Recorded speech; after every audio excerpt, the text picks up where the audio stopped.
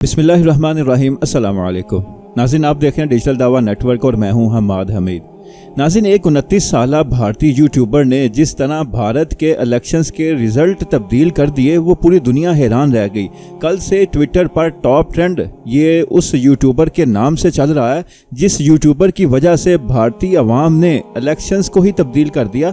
Elections में जब वो वोट डालने गए तो किसी ने भी मोदी के हक में वोट ना डाला और लोगों की ये सोच तब्दील करने के पीछे वो 29 साला भारतीय यूट्यूबर है जिसे आज दुनिया देखती है। अब भारत के जब इलेक्शन शुरू हुए तो उस भारतीय नौजवान यूट्यूबर ने ये सोचा कि मैं इस इलेक्शंस में अवाम को हकायक बताऊं, अपने मुल्क की अवाम को सच्चाई दिखाऊं कि किस तरह मोदी इस हुकूमत को एक डिक्टेटरशिप में तब्दील करने जा रहा है। वो 400 से ज़्यादा सीटें जीत कर वो मुल्क के कानून ही बदलेगा जिससे एक डिक्टेटर की हैसियत मोदी को हासिल हो जाएगी। वो फिर जो चाहे करता रहेगा, कोई उसको पूछने वाला नहीं होगा।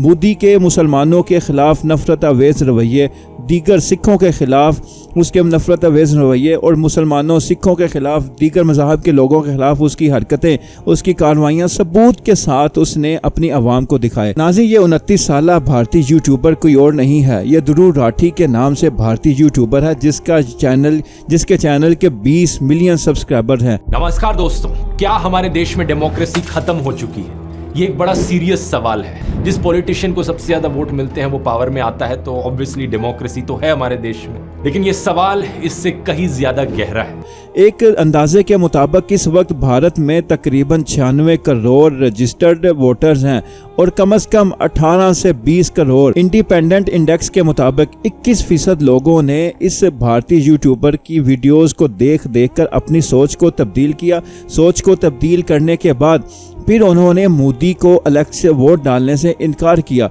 फिर दीगर जमातों को उन्होंने वोट डाला जिससे मोदी का 400 से ज़्यादा सीट लेने और 3/3 अक्सरियत लेने का ख्वाब चकनाचूर हो गया। इसके मुकाबले में अगर हम अपने पाकिस्तान के यूट्यूबर्स को देखें तो वो अपने हमारे मुल्क के यूट्यूबर वो किस साइड पर जा रहे हैं?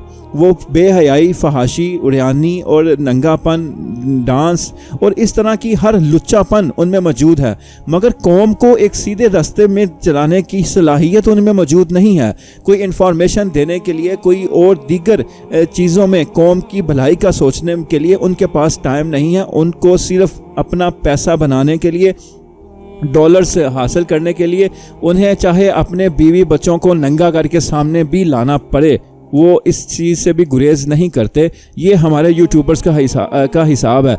मगर अगर भारत का ये यूट्यूबर देखा जाए तो इस भारतीय यूट्यूबर ने जो भारत में रहता भी नहीं है उसने अपनी आवाम का किस कदर फ़ायदा सोचा।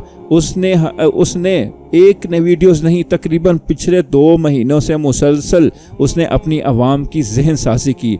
उनको बताया कि अगर मोदी 400 सीटें ले गया तो फिर तुम्हारे मुल्क का हाल क्या होगा।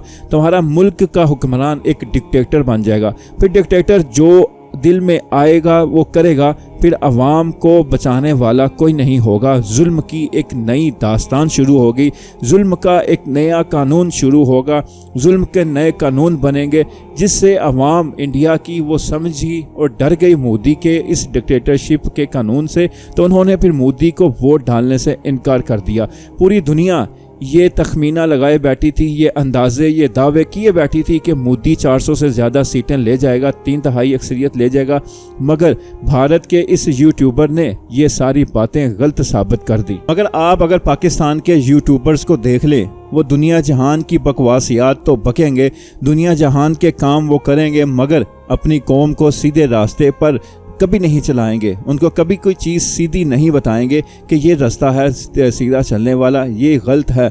मगर अपने डॉलर्स को कमाने के लिए वो किसी भी हद पर जाने से गुरेज नहीं करेंगे।